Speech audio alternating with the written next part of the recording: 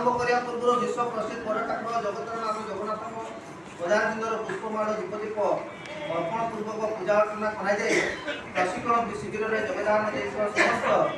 प्रशिक्षार्थी और साधनकर्मी क्षमता एकाग्रता भाव में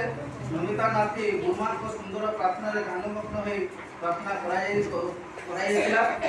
प्रथम दिवस विकोली दल नंबर 1 तरफ जोशना सुंदर भाव ढंग से उपस्थापन करते विवरणी पठन कर सामग्रिक भाव आलोचना मुख्यांश शब्द और प्राचीर पत्र पठन कर द्वितीय दिवस प्रथम अधिवेशन को साधन कर्मी श्रीयुक्त दासपति बेहरा महोदय द्वारा एक सुंदर वार्ता माध्यम शुभारंभ करते। प्रथम अधिवेशन प्रसंगटी थिला शारीरिक विकास शारीरिक विकास निमंते पाठ्यक्रम लक्ष्य दक्षता और शिक्षण फलाफल को विशद भाव से आलोचना करने 6 गोटी दल गठन करते प्रत्येक दल को तथ्यपद प्रदान करते तथ्यपद आधारित पाठ्यक्रम लक्ष्य दक्षता और शिक्षण फलाफल को दलगत भाव में आलोचना करते प्रत्येक दल को पाठ्यक्रम लक्ष्य पचारुले द्वितीय दल को पाठ्यक्रम बेस दक्षता पचारुले तृतीय दल को दक्षता प्रसंग भित्तिक शिक्षण फलाफल पचारुले एभली भाव बारंबार 6टी दल मध्य आलोचना करते पाठ्यक्रम लक्ष्य हासिल निमंते दक्षता और शिक्षण फलाफल को श्रेणीगृह किपरि प्रयोग करेंगे से संपर्क तथ्य प्रदान करते शेष में से केतोटी प्रश्न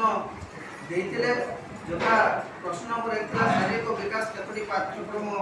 लक्ष्य को नहीं गठित उत्तर थिला 3टी प्रश्न नंबर 2 3टी पाठ्यक्रम केतोटी दक्षता को नहीं गठित उत्तर थिला 16टी प्रश्न नंबर 3 16टी दक्षता को नहीं केतोटी शिक्षण फलाफल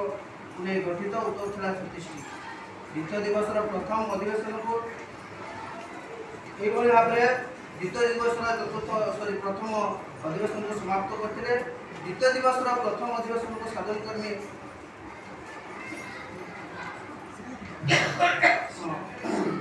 स्मिता सामंतराय गुरुमान द्वारा एक सुंदर छोट छोट कविता ओडिया क्लिप माध्यम प्रशिक्षण शिविर समस्त प्रशिक्षार्थी को नहीं एक छोट कविताटी सकाल उठी मु घोषी दांत सत्यात्मक कार्य करते समस्त प्रशिक्षार्थी आग्रह सहित जोग देते साधन कर्मी महोदय बहुत श्रेणी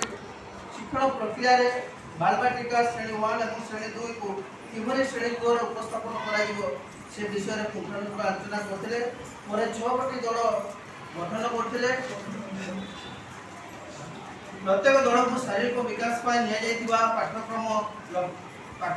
लक्ष्यर दक्षता को नहीं बहुत श्रेणी परिचय निर्देश देते प्रत्येक दल दक्षता भित्तिक शिक्षण योजना प्रस्तुत कर उपस्थापन करते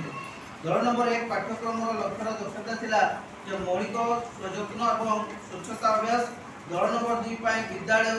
श्रेणीगृह स्वच्छ और संगठित रहे दल नंबर 3 सामग्री और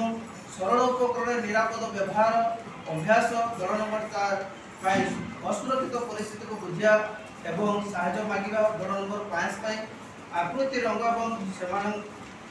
और छाया मध्य पार्थक्य और दल नंबर 6 प्रतीक एवं उपस्थापना और धूली संरचनातार पिच भौलुम्ब एवं गति अनुसार पृथक करता भाव से दायित्व देते समस्त दल दक्षता भित्तिक पाठ योजना प्रस्तुत कर बहु श्रेणी पाठ योजना को उपस्थापन करते अधिवेशन शेष में आम यही सिद्धांत उपनीत होते शिशुर शारीरिक विकास दिगरे खेल गीत गप नाटक अभिनय माटी काम कागज काम आदि कार्य कर शेष में केतोटी प्रश्न दि जाता आपण मैंने कार्यगुड़िक विकास क्यों दिग को सूचाऊँच प्रश्न नंबर 2 थिला यह द्वारा पिलार क्यों सब दक्षतार विकास होती प्रश्न नंबर 3 यही कार्यगुड़िक क्यों सोपान कले प्रश्न नंबर 4 उक्त कार्यगुड़िक क्यों सब शिक्षण फलाफल हासिल कर यापर मध्याह्न भोजन विरति प्रशिक्षार्थी मानक जावाई कहला मध्याह्न भोजन विरति पर द्वितीय दिवस तृतीय अधिवेशन साधन कर्मी श्रीमती प्रतिलेखा सेठी हस हस मुहर समस्त स्वर ताली मारे से निर्देश देते तृतीय अधिवेशन प्रसंग थिला सामाजिक आवेगिक और नैतिक विकास साधन कवि एक सुंदर वीडियो क्लिप को देखाई और से वीडियो क्लिप संपर्क केतोटी प्रश्न पचारि। प्रश्न नंबर 1 था वीडियो रे कौन सब देखिले। प्रश्न नंबर 2 था शिक्षक पिला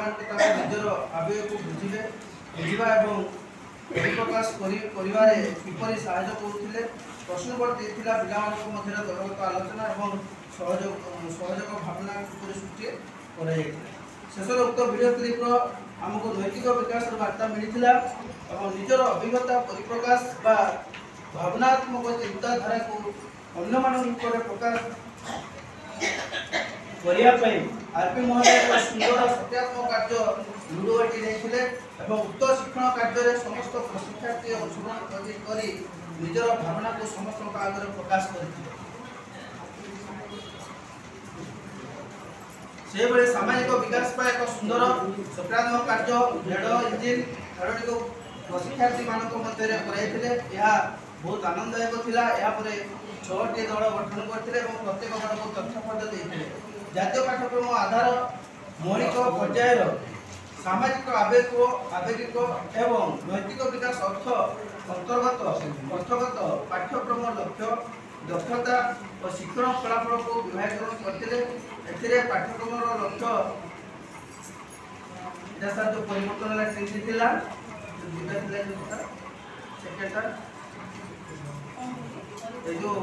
सेकेंड जो विकास को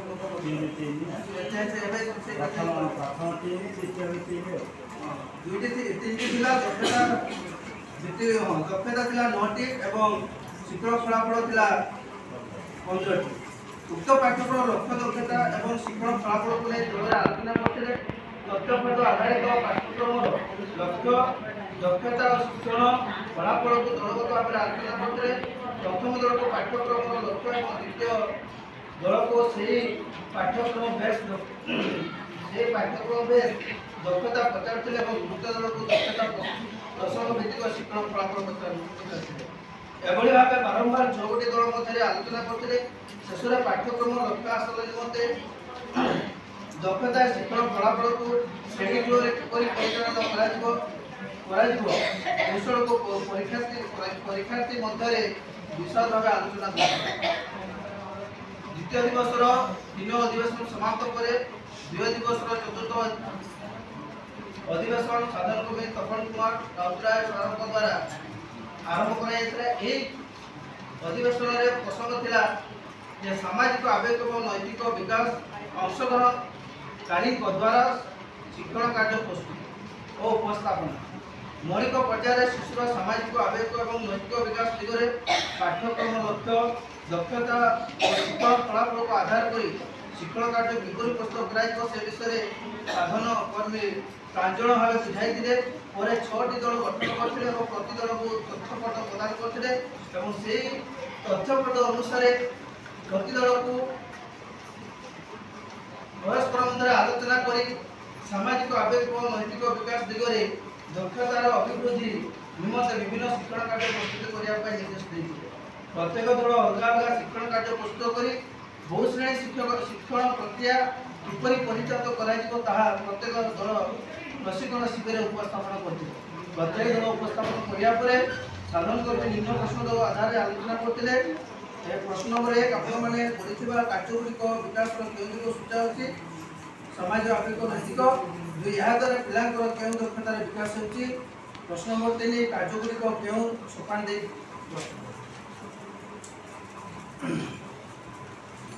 एवं से प्रश्न गुड़िकर उत्तर दलगत भाव में आलोचना कर